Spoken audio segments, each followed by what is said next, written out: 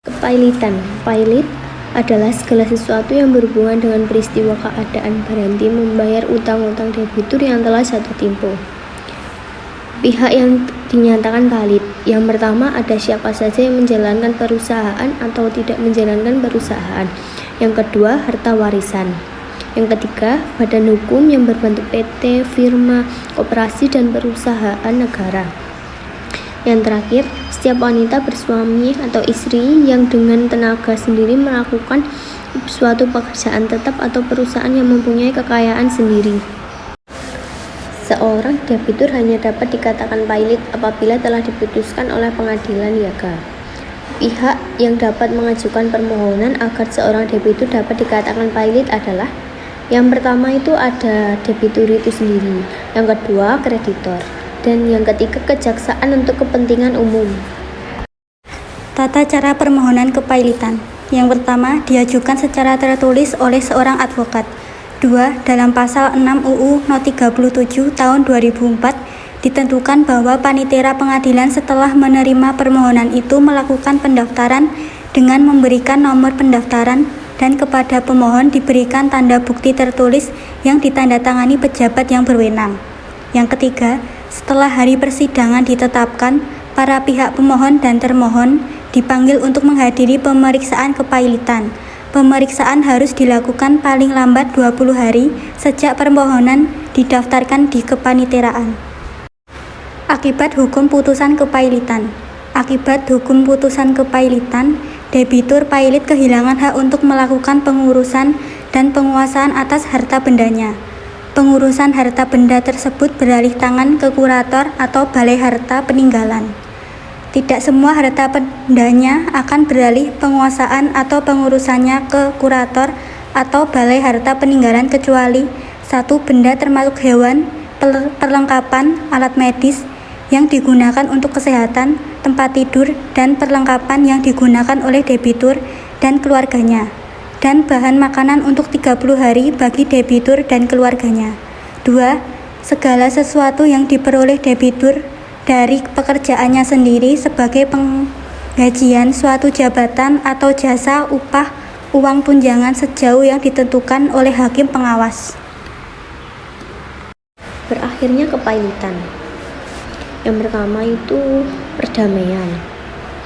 Perdamaian adalah kondisi yang di dalamnya tidak ada permusuhan dan kekerasan, serta terdapat keharmonisan dan persahabatan. Yang kedua ada insolvensi. Insolvensi adalah kondisi ketika seorang atau perusahaan tidak dapat membayar utang-utangnya pada kreditur tepat waktu atau jumlah kewajibannya melebihi harta kekayaannya. Penundaan kewajiban pembayaran utang. Permohonan diajukan oleh debitur atau kreditor kepada pengadilan dan oleh penasehat hukumnya, disertai dengan daftar yang memuat sifat, jumlah piutang, dan utang debitur beserta surat bukti secukupnya. Prosedur permohonan penundaan kewajiban pembayaran utang. Yang pertama, dalam jangka paling lambat 3 hari, pengadilan harus mengabulkan permohonan untuk sementara dengan memberikan izin penundaan pembayaran. Pengadilan akan mengangkat hakim pengawas dan seorang atau lebih pengurus yang bersama-sama debitur akan mengurus kepentingan debitur dan kreditornya. Yang kedua, pengurus wajib mengumumkan keputusan penundaan kewajiban pembayaran utang sementara dalam berita negara RI dan paling sedikit dalam 2 surat kabar harian yang dirujuk oleh hakim pengawas. Yang ketiga, diadakan sidang untuk pemungutan suara untuk memutuskan apakah penundaan kewajiban pembayaran utang tersebut dikabulkan atau ditolak. Yang keempat, permohonan penundaan pembayaran utang akan dikabulkan atau ditetapkan apabila disetujui lebih dari 1/2 kreditor konkuren yang hadir dan mewakili paling sedikit 2/3 bagian dari seluruh tagihannya yang diakui. Yang terakhir adalah permohonan penundaan pembayaran akan ditolak apabila adanya alasan mengkhawatirkan bahwa debitur selama penundaan pembayaran akan mencoba merugikan kreditornya.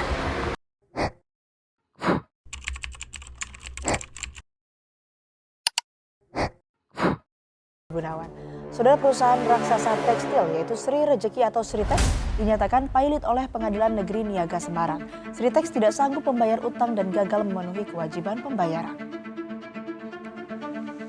Keputusan pailit dikeluarkan PN Niaga Semarang setelah mengabulkan permohonan PT Indo Barat Rayon yang menuntut pembatalan perdamaian. Sebelumnya ada putusan homologasi antar keduanya. Homologasi merupakan rencana perdamaian yang telah disetujui antara perusahaan dan kreditor dalam kepailitan dan penundaan kewajiban pembayaran utang oleh Pengadilan Niaga.